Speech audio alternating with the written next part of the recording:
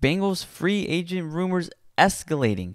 Ryder reveals 2 new moves. Welcome back to the Bengals Digest channel. I'm Carson Lukey. Hopefully you guys are having an amazing day as I am. And obviously, yes, the Bengals should not be done. And new reports, multiple reports, have come out about a few more free agents that the Bengals should be going after. And a recent move that happened this morning makes it just that a little bit easier. First, let's jump into that report. Yes, Geno Stone is not a free agent. He is still on the Cincinnati Bengals, but he has just taken a pay cut.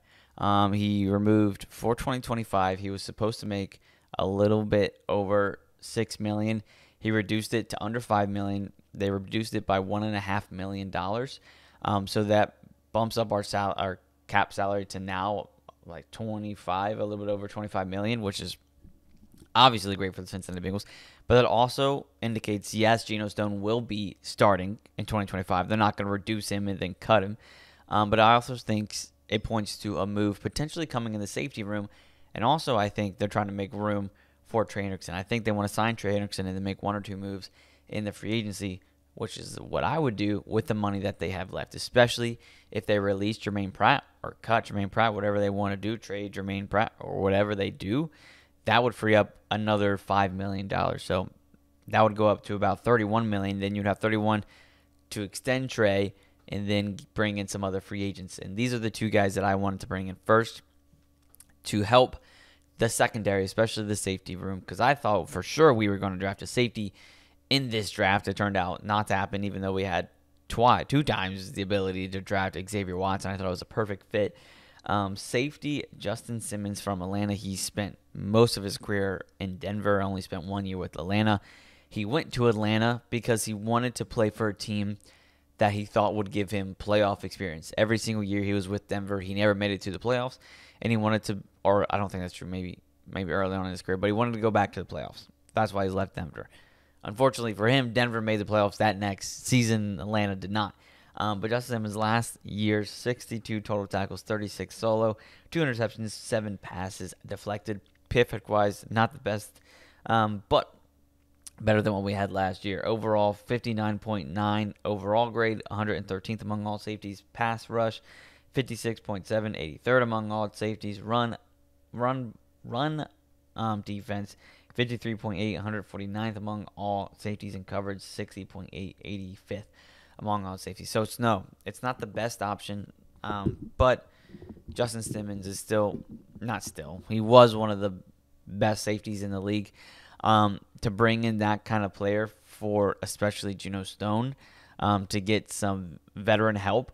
Obviously, we have Geno Stone, or bring in Justin Simmons for Jordan Battle, to have some veteran presence. Obviously, we already have Geno Stone, but Geno Stone obviously had a significant drop-off from last season. 2023 had a great season. He had back-to-back seasons where his PFF grade overall was over 72.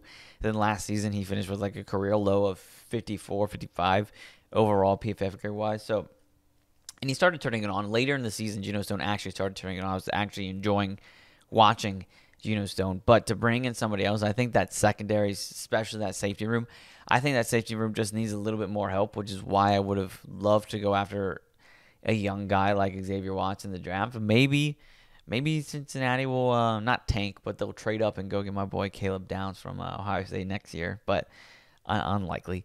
So to bring in somebody like Justin Simmons, who has multiple years of experience at the high level to help Jordan Battle come into his own, I think would be the perfect move for Cincinnati. And we have enough money to do it. Then last but not least for today, I think we still need to add some more depth to the offensive line room.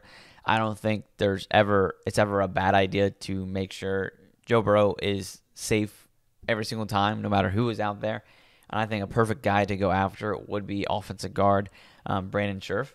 Overall, PFF grade-wise last season, 64.7, 53rd among all guards, better than both of our guards last season. Pass block, 74.5, 19th among all guards, way better than both of our guards last season. And a run block grade, 57.3, 97th among all guards, also not the greatest, but also better than our guards last season. He's been an All-Pro.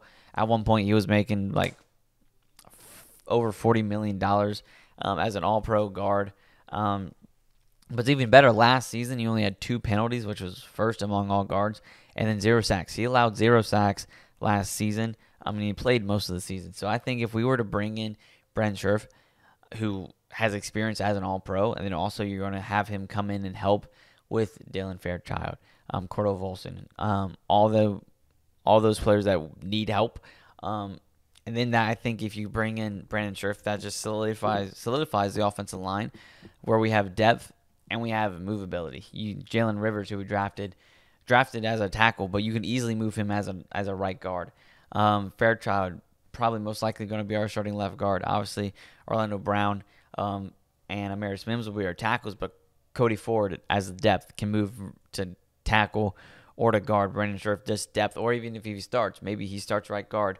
And then you have Cordell Volson as depth, and Jalen Rivers as depth, and Matt Lee as depth, and then Seth McLaughlin as depth. But if you can add one more guy to that rotation and have an awesome offensive line room with Ted Karras, Orlando Brown Jr., Dalen Fairchild, Lucas Patrick, who I forgot, Amarius Mims, Brandon Scherf, Matt Lee, Jalen Rivers, and if Seth McLaughlin, or for anybody else I forgot, that's just a solid offensive line room, which the Bengals haven't had in forever. So if we could do that, bring in Brandon Scherf to solidify that offensive line room and have all those new guys in there, helping the young guys, but then also making sure Joe Burrow is protected every single play. That's the main thing we have not been able to fix since Joe Burrow has got here, is to protect Joe Burrow. And if we want to win a Super Bowl, we got to make sure Joe Burrow is as healthy as possible for as many years as possible. How do you do that? Make sure he doesn't get sacked. Make sure you bring in guys for the offensive line that make sure Joe Burrow will not get touched. If you add in Brandon Scherf to that offensive line room, I think that's crazy depth. Definitely the best offensive line room Joe Burrow has ever had in Cincinnati. And it just, depth is never a bad piece. Obviously there's still holes that we need to fill, but right now I'm just worried about depth and key positions that we need it. And guard is one of those key positions where we have not been able to lock it down. So I'm all for just bringing in as many guards as possible. Try every single one of them until it works, and then keep it working for as long as you can. And then add in those younger guys. But I feel probably most likely Dalen Fairchild will be our starting left guard.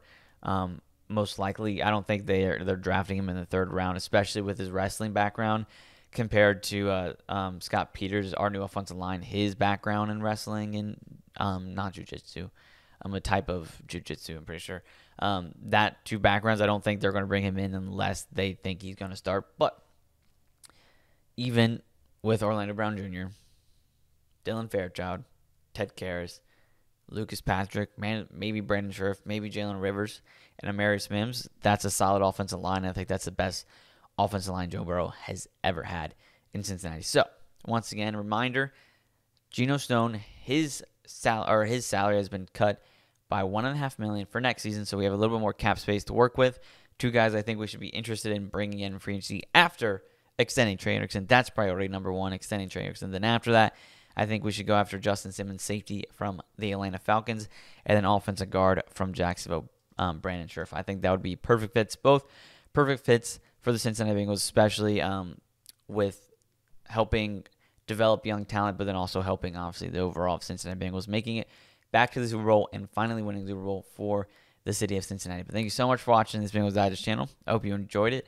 Don't forget to like this video, subscribe to the Bengals Digest channel, because I promise you only about 80% of you watching right now, or 80% of you are not subscribed. So make sure you subscribe, and if you think you are, double check, subscribe again. We're on the road to 1,500, and I know we can do it very soon. I appreciate you guys for all the love you show the channel, all the love you send in the comments. For this video, comment down below how you would feel about adding in Justin Simmons and Brandon Scherf to our team next season. Let me know in the comments down below. But for the Bengals Digest channel, I'm Carson Loki. Have an amazing one, and God bless.